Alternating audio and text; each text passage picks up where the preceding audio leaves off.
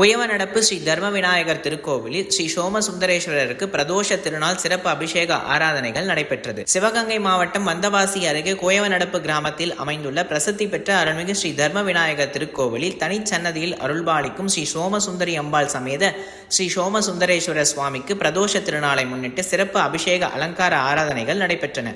முன்னதாக மூலவர் சுந்தரேஸ்வரர் சுவாமிக்கு மஞ்சள், பால், தயிர், பஞ்சாமிர்தம், சந்தனம், பன்னீர், இளநீர் உள்ளிட்ட பல்வேறு வகையான அபிஷேக திரவியங்கள் கொண்டு அபிஷேகம் சிறப்பாக நடைபெற்றதைத் தொடர்ந்து சிறப்பு அலங்காரம் செய்து வில்வத்தால் அர்ச்சனையும் செய்யப்பட்டது.